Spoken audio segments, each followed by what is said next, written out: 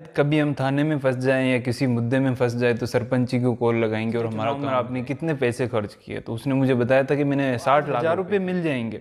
लेकिन आप सोच के देखिए कि 5 साल तक आपके लिए जो करोड़ों रुपए आने वाले हैं सरकार की ओर से, वो उसकी जेब में किसी भी शमशान घाट के अंदर कोई भी चार दीवारी नहीं की। देखिए, जब 73वां संविधान संशोधन हुआ था 1992 के अंदर, तो देश के अंदर पंचायती राज व्यवस्था लागू की गई थी, जिसका ये उद्देश्य था कि ग्रामीण स्तर पर कैसे विकास को पहुंचाया जाए। उसके लिए सरपंच को नियुक्त किया गया जिला परिषद और पंचायतों के मुखिया के रूप में। लेकिन आज आप देखेंगे कि एक सरपंच का जो ऑरा है वो किसी विधायक से कम नहीं है। एक सरपंच होना मतलब विधायक या एमपी होना। आप जब चुनाव के टाइम पर देखेंगे तो किस तरह से उनके पीछे रैलियों के अंदर हजारों लोग बिना किसी वजह से, बिना किसी लालच के लग जाते हैं, सिर्फ इस वजह से कि शायद कभी हम थाने में फंस जाएं या किसी मुद्दे में फंस जाए तो सरपंच जी को कॉल लगाएंगे और हमारा काम हो जाएगा। लेकिन क्या ये चीज़ हमारे लिए सही है? क्या हमारे विकास के लिए सही है या देश के लिए सही है? आपको इस चीज़ का अंदाज़ा भी नहीं होगा कि हम कितने बड़े नुकसान को झेल रहे हैं इस तरह की मानसिकता को लेकर के। आप जब चुनाव के टाइम देखेंगे तो सरपंच लाखों रुपए खर्च करता है। मैंने जब किसी एक प्रत्याशी से पूछा था कि आप पिछले चुनाव में आपने कितने पैसे खर्च किए, तो उसने मुझे बताया था कि मैंने 60 लाख रुपए खर्च किए। आप सोच के देखिए कि एक सरपंच को 5 साल के अंदर 3 से 5 करोड़ 7 करोड़ पंचायत के अनुसार और उसके सरपंच के दम पर निर्भर करता है और पंचायत के मुद्दों पे निर्भर करता है कि वो कितने आते हैं, लेकिन 3 से 5 और 7 करोड़ रुपए से कुछ उनको मिलते हैं। अगर एक सरपंच अगर 60 लाख रुपए अपने चुनाव में खर्च कर रहा है तो सोचिए क्या उसके पास इतने पैसे होंगे? अगर होंगे, नहीं होंगे तो वो कर्जा ला के फिर उस चुनाव में लगाएगा।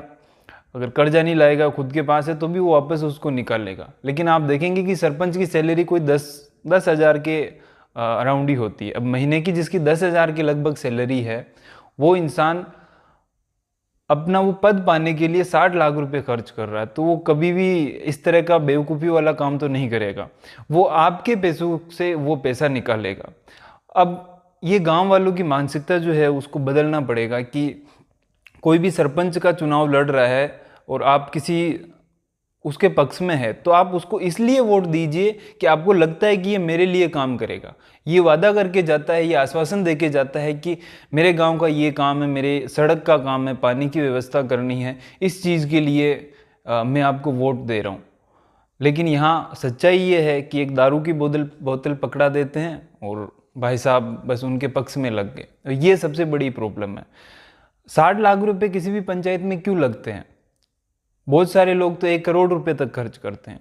तो क्या 1 करोड़ रुपए टेम्पलेट्स बनाने में लग जाते हैं या फिर उसके प्रचार में लग जाते हैं या गाड़ियों के पेट्रोल में लग जाते हैं? इतना खर्चा किसी भी चुनाव प्रचार में नहीं आएगा एक पंचायत के लिए। लेकिन वो पैसे बांटे जाते हैं उनके गांव के लोगों को उनकी तरफ करने के लिए, और गांव के लोग बेवकूफ़ जो बिक जाते हैं। आपको आज 1,000 रुपये मिल जाएंगे, लेकिन आप सोच के देखिए कि 5 साल तक आपके लिए जो करोड़ों रुपए आने वाले हैं सरकार की ओर से, वो उसकी जेब में जाएंगे। तो आप ये सावधान रहिए इन सब चीज़ों से कि कम से कम आप अपनी ज़मीन से धोखा मत कीजिए, आप अपने बच्चों के साथ धोखा मत कीजिए। जब आप 1,000 रुपये 500 रुपये के लिए बिक जाते हैं तो आप धोखा कर रहे होते हैं अपनी ज़मीन के साथ, अपने ज़मीर के साथ और अपने बच्चों के साथ, आपके गांव के साथ। तो धोखेबाज बनने से अच्छा है कि एक ऐसे व्यक्ति को वोट दीजिए जो लायक हो और आपके विकास का वादा करता हो। लोग जाति को देखकर वोट देते हैं। मैं अपनी पंचायत का बताता हूँ कि हमारी पंचायत में एक विशेष कास्ट की जनसंख्या ज़्यादा है। वहाँ पर लगभग 60% जनसंख्या एक विशेष जाति की है। ज़्यादातर समय ऐसा होता है कि वो विशेष जाति का व्यक्ति ही वहाँ पर सरपंच बनता है, जबकि आप उस सरपंच के गांव में जाकर के देखेंगे तो शायद आपको लगेगा कि ये क्या है विकास का नाम पर। आपको वहाँ सड़कों में पानी भरा हुआ मिलेगा, घर अभी तक भी कच्चे हैं, यहाँ तक कि इंदिरा आवास के भी शायद पैसे नहीं आए हैं उन बेचारों के।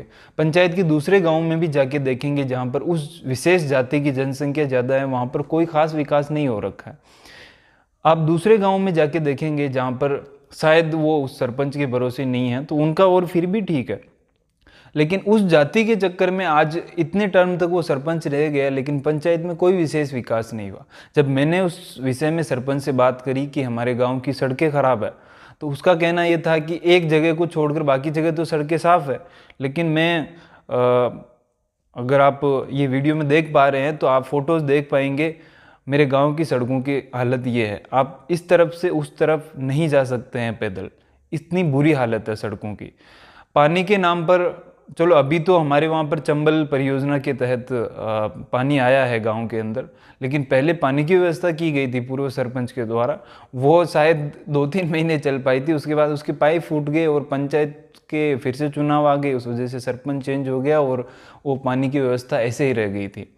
अभी मैंने जन सूचना पोर्टल पर देखा कि हमारे शमशान घाट की 4 दीवारी के लिए 5 लाख रुपए पास हो रखे हैं 2024 के अंदर, लेकिन अभी तक हमारे किसी भी शमशान घाट के अंदर कोई भी 4 दीवारी नहीं की गई है।